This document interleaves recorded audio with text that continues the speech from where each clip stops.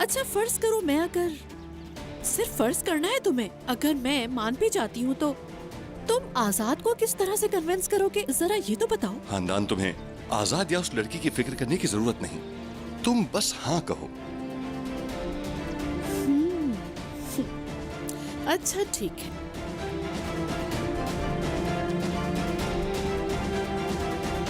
चलो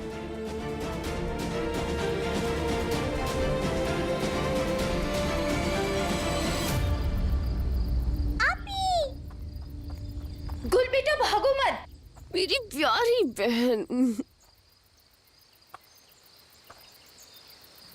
मैं आपको बहुत मिस करती हूँ आपी।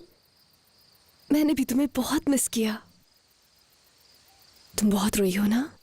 तुम्हें समझाया था ना कि चाहे कुछ भी हो जाए रोना नहीं है तुम्हें। आपी अब मैं नहीं रो रही, आप मिलने आ रही हो तो मैं चुप हो गई।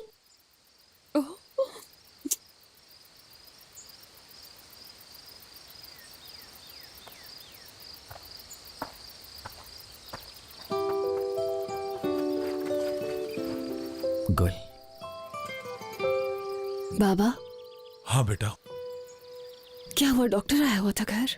मुझसे कुछ मत छुपाइएगा प्लीज। नहीं बेटा, ऐसी कोई बात नहीं। बेहोश हो गई थी तो डॉक्टर को बुलवा लिया था हमने, तुम परेशान मत हो। बेहोश हो गई थी? आप लोग हमारे घर क्यों नहीं आते मिरान भाई? नहीं बेटा, ऐसा हो सकता है क्या? देखो आपने बुलाया और हम फौरन आ गए आपके पास। बाबा। हाँ बेटा। मिरान भाई और आपी आज रात हमारे साथ रह सकते हैं क्या?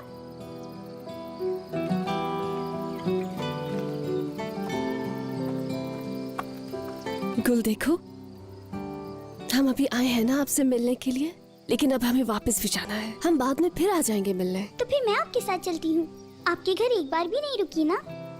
मेरी गुड़िया, बाबा आपको बहुत मिस करेंगे ना? हाँ, और वैसे भी हम जब तक तुम्हें ना देखें हमारी सुबह नहीं होती। क्यों जहरा? हाँ। लेकिन बाबा जान बस एक दिन के लिए जा रही हूँ, फिर वापस अपने घर आ जाऊंगी।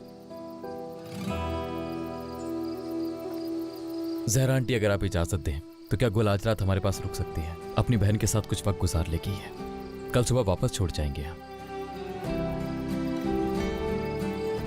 पहले अल्लाह और फिर हमारे पास अमानत है।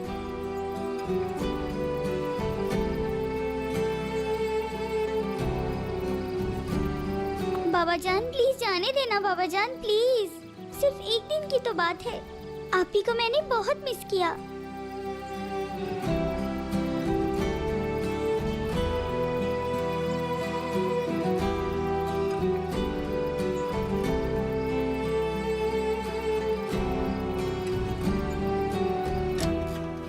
ओह, इसने तो मुझे अभी से इतना परेशान कर दिया है।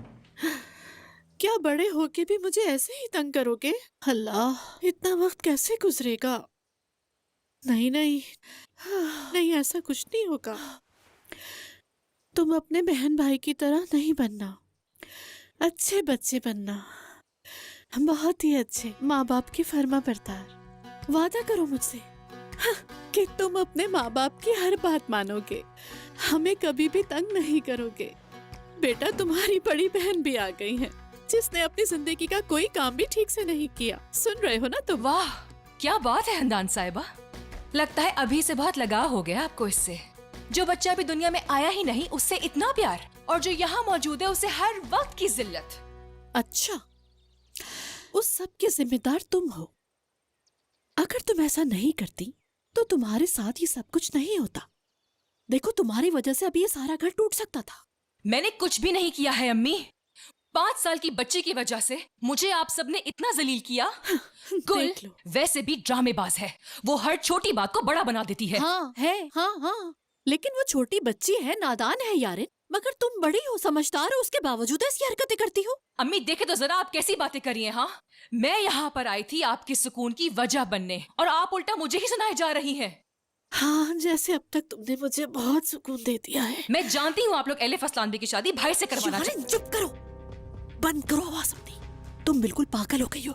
कहाँ से सुनी ये बात तुमने? मैं सब जानती हूँ क्या चल रहा है हंदान साहिबा, लेकिन फिक्र ना करें, मैं इसमें करूंगी आपकी हेल्प। तुम मेरी हेल्प करोगी? तुम क्यों करना चाहती हो मेरी हेल्प? समझ नहीं आ रहा। पहले तुमने अपने भाई को रेहान के पीछे भेजा। बात सुनो, आखिर तुम्हारे दिमाग में चल क्या रहा है?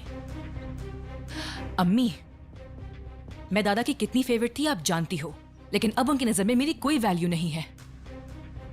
हत्ता कि मुझ पे हाथ भी उठाया। कुछ देर पहले की ही बात बताती हूँ। मैं अपने हाथों से बनाकर कॉफी लेकर गई थी उनके लिए, कहा चली जाओ यहाँ से, और मुझे धक्का भी दिया। मेरे ख्याल से अगर मैं फैमिली के लिए कुछ अच्छा करूं, शायद मैं फिर से दादा जान का प्यार हासिल कर सकूं।